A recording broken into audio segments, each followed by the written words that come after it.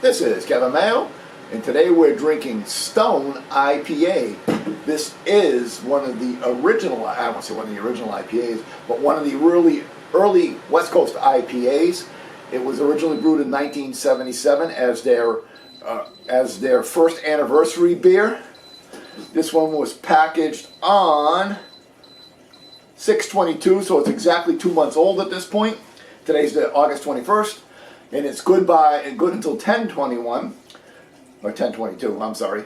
And it is 6.9% alcohol by volume. And get this list: Magnum, Chinook, Centennial, Azaka, Calypso, Motueka. Don't correct me, I've heard it pronounced 1,000 different ways. Ella and Vic's Secret on the hops. So obviously this is not the original 97 recipe, because some of these hops weren't around in 97, but it's a classic West Coast IPA. I've really taken I still drink hazy IPAs, New England IPAs, but my palate has seemed to want to really crave some of the older styles again. So I've drank it a few times, and now I'm going to crack it and review it. And surprisingly enough, I've never reviewed it on this channel. I reviewed it on my original channel, but I've never reviewed it on this channel. So let's go ahead and get it in the glass. As always, if you like the reviews, please subscribe. We're always looking for new friends. And go ahead and leave comments, because we love talking about beer. And here's one of the things I love about old school IPAs. I can see through it. Nice crow. It's actually a fairly dark yellow to a light orange. Not a ton of carbonation. There are bubbles going up through it, but not a ton of carbonation. Again, stuff that I have not been able to talk about in beers is seeing how much carbonation we have. Obviously, it's got a fair amount of head on it. I got over 2 fingers of just slightly off-white head on it. So, let's do our aroma. I got citrus,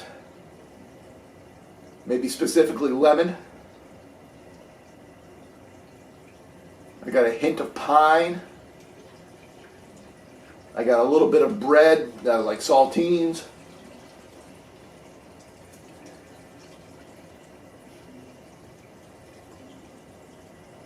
Maybe a hint of orange.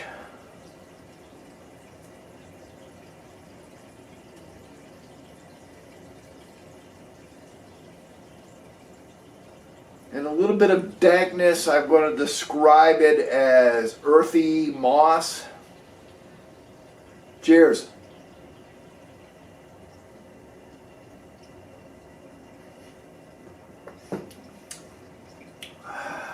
So, it's crisp, it's clear, that's not really a flavor. It's crisp, it's sharp, it's bitter, it's dank, it's delicious.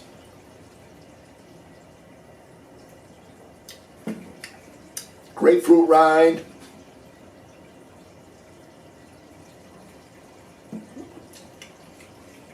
I get a little bit of that bready cracker.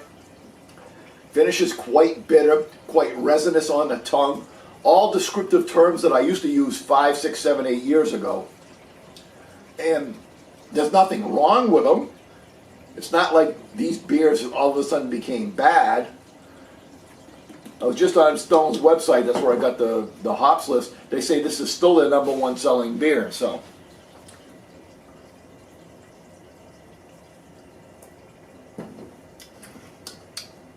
So, starts out with a solid malt backbone. So you get that bready, crackery up front.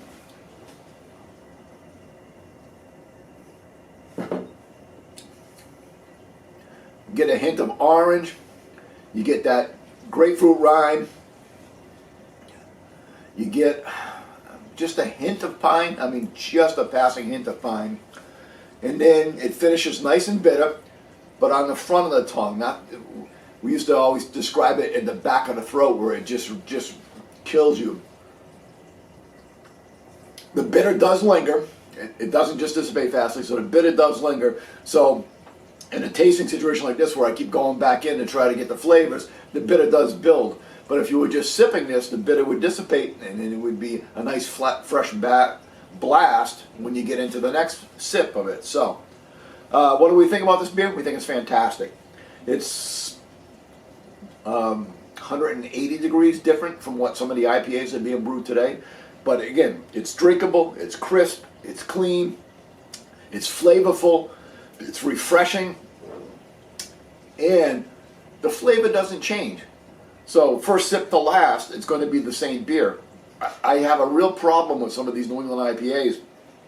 First beer is fantastic, and I'm loving it. I'm thinking this is great. Fantastic beer. I'm enjoying it to no end. Like I can drink a million of these things. They're fantastic.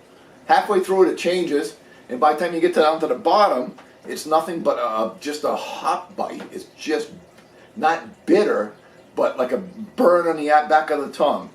So, score-wise, I'm going to call this an A beer. Let's give it a 90 out of 100. Till next time, keep drinking.